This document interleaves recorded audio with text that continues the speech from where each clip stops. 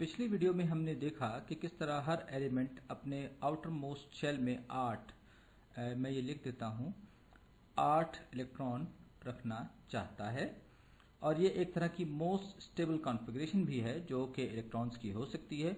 और ये फैक्ट हमारे सामने रियल वर्ल्ड को ऑब्जर्व करके आया है। तो इसकी मदद से हम ये मालूम कर सकते हैं कि पीरियोडिक टेबल के मुख्तलिफ ग्रुप्स में एलिमेंट्स के साथ क्या कुछ हो सकता है। कोई भी ग्रुप पीरियोडिक टेबल में एक कॉलम से जाहिर किया जाता है, जैसे कि ये वाला ग्रुप।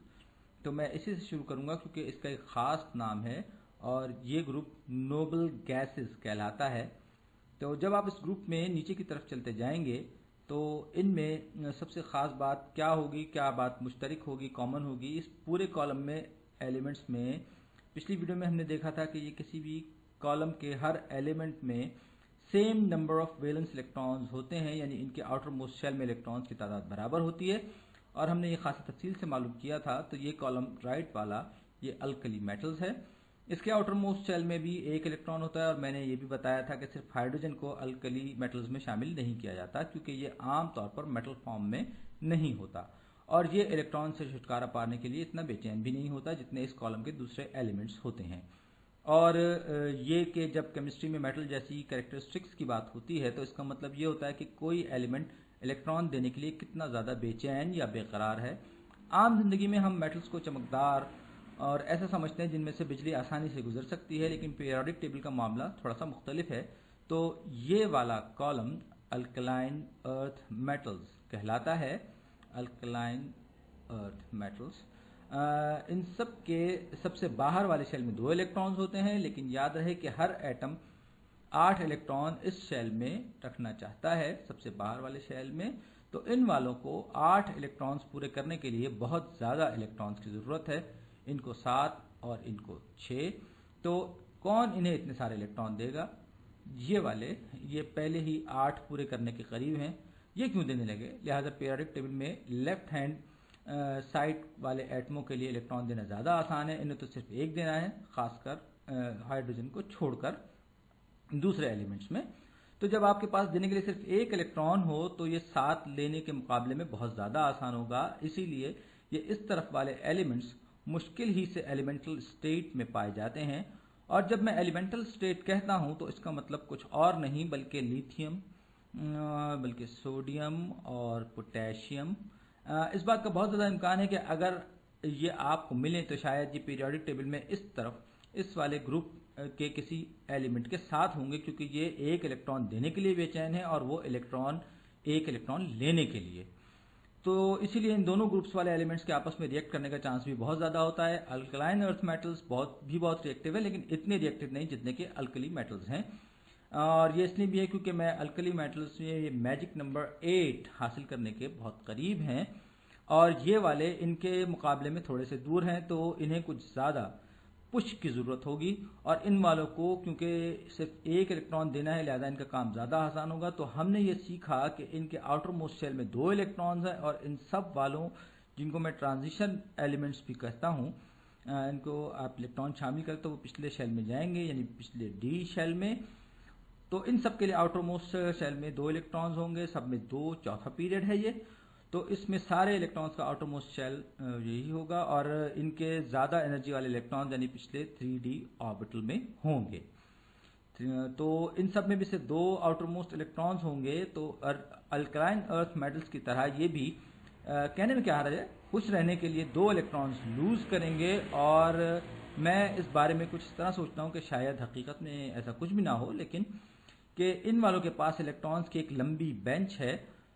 तो अगर ये इस पर से इन वैलेंस इलेक्ट्रॉन्स को गिरा सकें, ड्रॉप कर सकें, तो अगर मैं जैसे आयरन की बात करता हूं तो आयरन में 2 वैलेंस इलेक्ट्रॉन्स होते हैं इस तरह। तो अगर 2 वैलेंस इलेक्ट्रॉन्स को बेंच से गिरा दें तब भी इनके पास रिजर्व में इलेक्ट्रॉन्स होंगे जो डी सब शेल में होंगे, यानी पिछले वाले शेल के डी सब शेल में।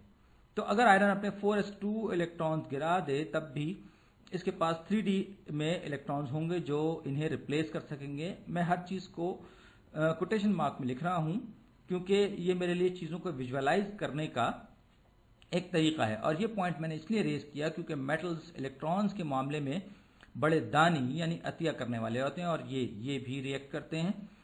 ये भी कहते हैं ए मेरा एक इलेक्ट्रॉन ले लो, मेरे दो इलेक्ट्रॉन ले लो, और ये एटम कहते हैं हमारा डी सेल सब शेल भरने के बाद ये दो इलेक्ट्रॉन्स बाकी बचे हैं, जो चाहे ले जाए। तो ट्रांजिशन मेटल्स में यही होता है, और खासकर मेटल्स वाले ग्रुप में इस ग्रुप में ज़्यादा होता है।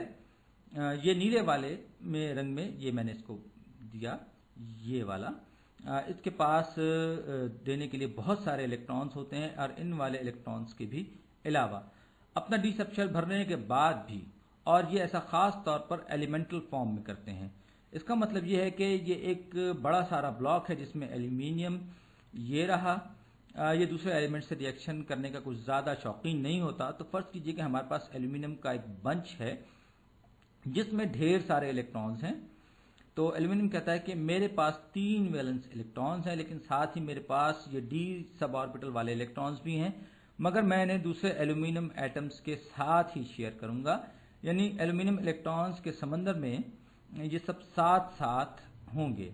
तो जब मैंने सी ऑफ एल्यूमिनियम इलेक्ट्रॉन्स कहा, तो इसका मतलब ये हुआ कि बहुत सारे इलेक्ट्रॉन्स हैं जो एल्यूमिनियम एटम्स के बीच वाली जगह में कहीं हैं। लेकिन चूंकि एल्यूमिनियम एटम्स ने ये इलेक्ट्रॉन्स डोनेट किए हैं, तो ये इनकी तरफ भी अट्रैक्ट होते रहेंगे। यानी जैसे कि ये एल्यूमिनियम प्लस एटम हुआ जिसने 3 इलेक्ट्रॉन्स डोनेट किए हुए हैं। मैं बिल्कुल एग्जैक्ट फिगर नहीं बना रहा, ये तो बस समझाने के लिए है। और इसीलिए मेटल्स इलेक्ट्रिसिटी को बहुत अच्छी तरह से कंडक्ट भी करते हैं।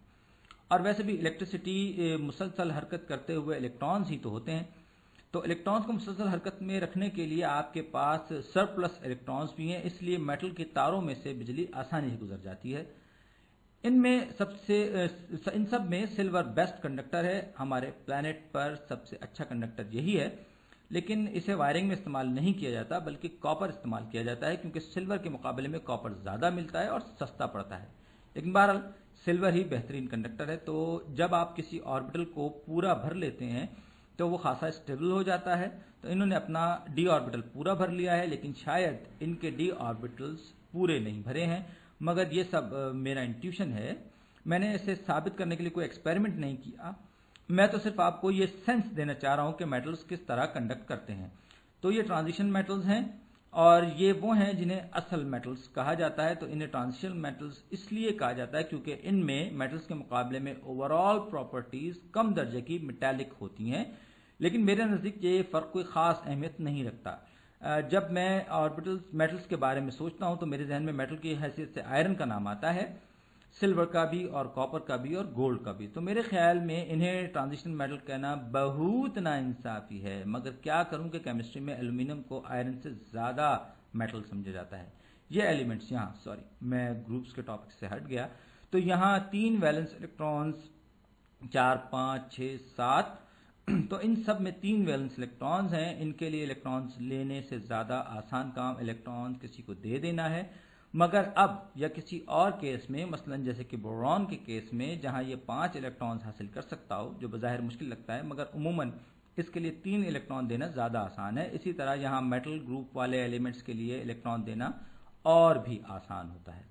और आप देख सकते हैं कि जैसे जैसे आप पीरियोडिक टेबल में नीचे की तरफ बढ़ेंगे तो आपको मेटल्स से ज़्यादा से ज़्यादा वैलेंस इलेक्ट्रॉन्स मिलते जाएंगे। मसलन ये लेड, इसमें ये मेटल है, हालांकि इसमें 4 वैलेंस इलेक्ट्रॉन्स हैं, और ये इसलिए है क्योंकि इसका एटम इतना बड़ा है कि इसके शेल्स भी बहुत बड़े और न्यूक्लियस से बहुत ज़्यादा दूर हैं कि इनके इलेक्ट्रॉन्स को एटम से निकाल बाहर करना भी बहुत आसान होता है। तो मसलन आप जब इस कॉलम में ऊपर कार्बन पर जाएंगे तो इसमें भी 4 इलेक्ट्रॉन हैं, मगर वो न्यूक्लियस से बहुत ज़्यादा करीब हैं, इसलिए इन्हें निकाल बाहर करना भी मुश्किल है। इसलिए ज़्यादा इम्कान यही है कि ये इलेक्ट्रॉन हासिल करेगा किसी दूसरे एटम से।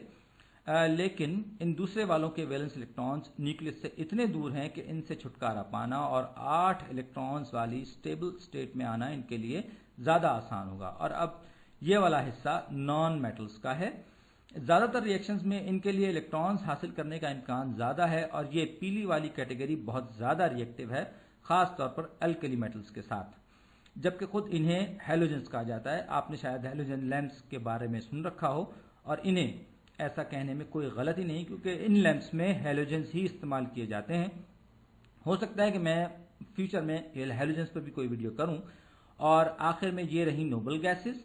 तो नोबल गैसेस में क्या खास बात है, इनके सबसे बाहर वाले शेल में पूरे 8 इलेक्ट्रॉन्स होते हैं, सिवाय इस हीलियम के, इसमें 2 होते हैं। हीलियम की इलेक्ट्रॉन कॉन्फ़िगरेशन 1s2 है, लेकिन बाकी सारों में जैसे इस वाले नियॉन की कॉन्फ़िगरेशन है 1s2 2s2 2p6, यानी इसके आउटर मोस्ट शेल में 8 इलेक्ट्रॉन्स हैं। और तो ये खुश है। आर्गॉन का मामला भी ऐसा ही है, इसका आउटर मोस्ट शेल 3s2 और 2p6 होगा।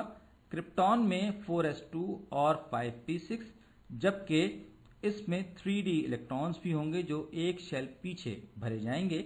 मगर इन सब के आउटर मोस्ट शेल में 8 इलेक्ट्रॉन्स ही होंगे। तो ये खुश हैं, इनके पास रिएक्ट करने का कोई इंसेंटिव ही नहीं। तो ये दूसरे एटम से कहते हैं कि भाई आप लोगों ही केमिकल रिएक्शंस वाला ये क्रेजी गेम खेलते रहिए, हमें इससे कोई लेना देना नहीं। और इसी वजह से ये एलिमेंट्स बहुत बहुत ज़्यादा अनरिएक्टिव हैं और बहुत ज़्यादा अनरिएक्टिव। तो शायद आपको याद हो कि पुराने वक्तों में ग्राफ ज़ेपलिन और जैसी दूसरी बड़ी एयरशिप्स बहुत मशहूर थी।